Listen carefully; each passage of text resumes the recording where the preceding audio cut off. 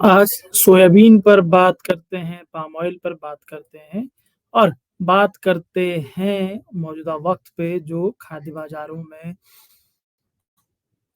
चर्चा का केंद्र बना है, जिसमें कहा जा रहा है कि सोयाबीन को राहत देने की तैयारी है और पाम ऑयल का तेल निकालने की तैयारी है। असल में खाद्य तेल मार्केट का माहौल बीते कुछ दिनों से गरमाया हुआ है। कहा जा रहा है कि सरकार पाम ऑयल का खेल बिगाड़ने की तैयारी में है, जिसके तहत इन दिनों पाम ऑयल और सोयाबीन तेल की इम्पोर्ट ड्यूटी बढ़ाए जाने को लेकर चर्चाओं का बाजार गर्म है। बाजार में इन चर्चाओं का सार सीधे तौर पर किसानों से जुड़ा हुआ है। मसलन अगर सरकार पाम ऑयल और सोयाबीन तेल पर इंपोर्ट ड्यूटी बढ़ाती है, तो इससे इन दोनों का इंपोर्ट महंगा हो जाएगा। लेकिन सवाल यह है कि इससे किसानों का क्या संबंध है? सवाल ये भी है कि अगर सरकार पाम ऑयल और सोयाबीन पर इंपोर्ट ड्यूटी बढ़ा भी देती है, तो आखिर इससे देश के सोयाबीन और सरसों किसानों को कैसे और कितना फायदा होगा? इन सवालों के जवाब खोजने की कोशिश आज हम करेंगे और साथ ही साथ जानेंगे कि आखिर क्यों कहा जा रहा है कि सरकार पाम ऑयल और सोयाबीन पर इंपोर्ट ड्यूटी बढ़ाने जा रही है। इस पर विस्तार से बात करेंगे, इस पूरे मामले को समझेंगे। जैसा कि मैं सबसे पहले हमने बताया कि पूरे मामले को समझेंगे, लेकिन उससे पहले समझते हैं कि पाम ऑयल और सोयाबीन पर इंपोर्ट ड्यूटी मौजूदा वक्त में कितनी है। संसद में सरकार की तरफ से दी गई जानकारी के अनुसार क्रूड यानी कच्चे पाम ऑयल, सोयाबीन और सूरजमुखी इंपोर्ट में कोई शुल्क नहीं है।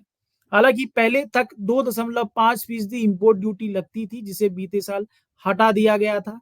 इसी तरह से रिफाइंड पाम ऑयल और सोयाबीन तेल पर मौजूदा वक्त में 12.5 यानी कि 12.5% इंपोर्ट ड्यूटी लगाई गई है। इससे पहले 17% इंपोर्ट ड्यूटी लगती थी।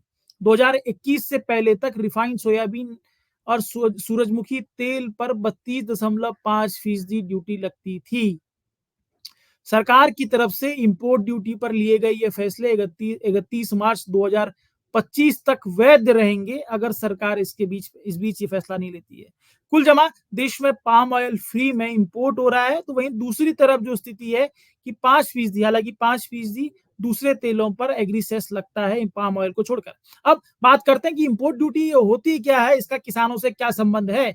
इस पूरे मामले को विस्तार में समझने से पहले जानते हैं कि इंपोर्ट ड्यूटी होती क्या है और कैसे ये खाद्य तेल मार्केट और किसानों को प्रभावित करती है। असल में पाम ऑयल सोयाबीन इंपोर्ट पर लगने वाली फीस को ड्यूटी कहा जाता है, जो वहां से इंपोर्ट होने वाले आइटम के दाम पर लगती है। वहीं ये इंपोर्ट ड्यूटी सीधे तौर पर किसानों को प्रभावित करती है। इंपोर्ट ड्यूटी में कटौती करने पर व्यापारी कम कीमत में पाम ऑयल सोयाबीन तेल इंपोर्ट कर लेते हैं। सस्ते पाम ऑयल सोयाबीन तेल देश की तिलहनी फसलों के बाजार को नुकसान करते हैं और किसानों को भी इसका नुकसान उठाना पड़ता है। मसलन किसानों को उनकी फसल का वाजिब दाम नहीं मिल पाता है सीजन के टाइम पर ही। ये हम सब देखते रहे। अब इंपोर्ट ड्यूटी जो पाम ऑयल और सोयाबीन तेल है, जो उस पर इंपोर्ट ड्यूटी हटाए जाने का ये जिन कहां से बाहर आया, सॉरी, बढ़ाने का जिन कहां से बाहर आया, क्यों ये कहा जा रहा है, आखिरकार क्यों ये अटकलें लग रही हैं कि पाम ऑयल और सोयाबीन तेल पर इंपोर्ट ड्यूटी बढ़ाई जा सकती है, किसके पीछे का कारण क्या है, क्यों अटकलों का बाजार गर्म है, इसको समझते हैं। असल में कृषि मंत्रालय की तरफ से सरकार के समक्ष की गई एक सिफारिश इस पूरे माम अटकलों के बाजार को गर्म करती है। मीडिया रिपोर्ट्स के मुताबिक कृषि मंत्रालय ने अपने सिफारिशी नोट में सरकार से मांग की है कि किसी भी इंपोर्टेड खाद्य तेल का अंतिम दाम जो घरेलू तिलौनी फसलों से कम नहीं होना चाहिए। इस पर संज्ञान लेते हुए कृषि मंत्रालय ने पाम ऑयल और सोयाबीन तेल पर लगाई जा रही इंपोर्ट ड्यूटी को बढ़ाए जाने की मांग सरकार से की है। ये अभी तक जो जानकारी निकल कर आ रही है वो ये है, और माना जा रहा है कि सरकार इस पर जल्द ही फैसला ले सकती है। यानी कि अभी तक जो 31 मार्च 2025 की समयावधि थी, वो उसको खत्म करते हुए सरकार इस बीच जल्द ही इस पर फैसला ले सकती है। आखिर समझेंगे कि कब तक फैसला हो सकता है, कैसे सोयाबीन और सरसों को कितना फायदा होगा, कितना नुकसान होगा, इसको समझेंगे। लेकिन सीएसीपी, इस पर सीएसीपी क्या सोचता है, इस पर भी एक बार बात कर लेते हैं। हम सब जानते हैं कि सीएसीपी कृषि व मूल्य लागत आयोग, सीएसीपी जो फसलों की एमएसपी तय करता है, उसने न रबी मार्केटिंग सीजन 2024-25 की अपनी सिफारिशी रिपोर्ट में खाद्य तेलों के सस्ते इंपोर्ट से सरसों, सोयाबीन जैसी घरेलू तिलहनी फसलों पर पड़ रहे असर पर चिंता जताई थी। सीएसीपी ने अपनी सिफारिशों में घरेलू तिलहनी फसलों को सुरक्षित रखने के लिए एक डायनेमिक स्ट्रक्चर बनाने को कहा था, जो खाद्य तेलों की ग्लोबली और घरेलू कीमतें, मांग, आपूर्ति और एमएसपी को ध्यान में रखकर तैयार करने की सिफारिश सीएसीपी की तरफ से की गई थी। ये अभी तक का हमने आपको बताया कि मामला क्या था। लेकिन अब ये समझाने की कोशिश करते हैं कि इससे किसको असर पड़ेगा, क्या असर पड़ेगा, इस पर बात करते हैं। असल असल में ये जो फैसला होता है, अगर ये फैसला होता है कि पाम ऑयल और सोयाबीन तेल पर इंपोर्ट ड्यूटी बढ़ाती है केंद्र सरकार, तो इसका सीधा फायदा देश के सोयाबीन किसानों को मिलने जा रहा है। अगर ऐसा होता है तो इसमें महाराष्ट्र में बीजेपी को भी चुनावी माइलेज मिलने की उम्मीद है इस फैसले से। असल में देश में मध्य प्रदेश और महाराष्ट्र सोयाबीन के बड़े उत्पादक हैं।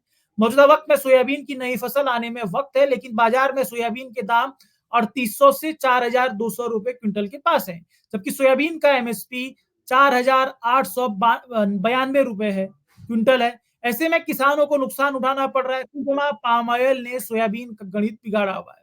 विशेषज्ञ पहले भी कह चुके हैं कि सोयाबीन तेल में सस्ते पाम ऑयल का सम्मिश्रण यानी कि ब्लेंडिंग की जा रही है, इस वजह से सोयाबीन के दाम गिरे हुए हैं। अगर सरकार पाम ऑयल और सोयाबीन तेल पर इंपोर्ट ड्यूटी बढ़ाती है, तो बाजार में इनके दामों में बढ़ोतरी होगी, जिसका फायदा देसी सोयाबीन को होगा। मसलन सोयाबीन किसानों को बेहतर दाम मिलेंगे।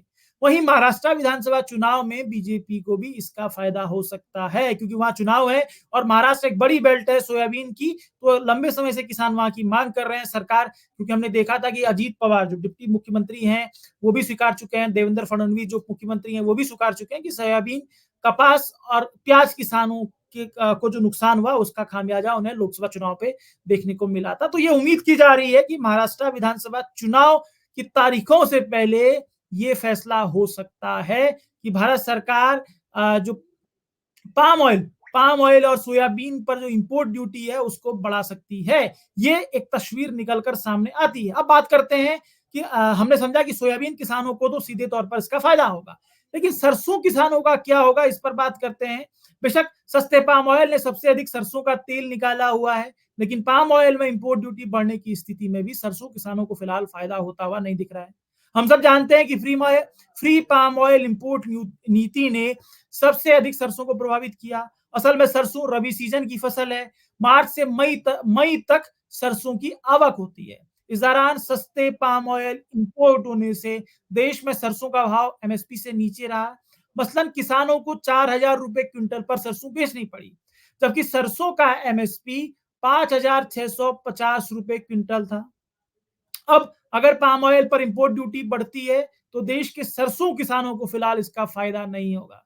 उसके पीछे का कारण यही है कि अधिकांश किसान अपनी सरसों बेच चुके हैं, तो वहीं बड़ी संख्या में सरसों मौजूदा वक्त में व्यापारियों के पास स्टॉक में रखी हुई है, तो जाहिर तौर पर व्यापारियों को इसका फायदा होगा।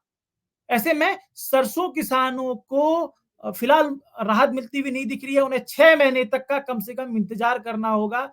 ये स्थिति निकलती है, और वो भी उसी शर्त पर कि जब सरकार वापस अगर ये इंपोर्ट ड्यूटी बढ़ाती है, तो उस इंपोर्ट ड्यूटी को वापस कम ना करे सरसों सीजन तक भी।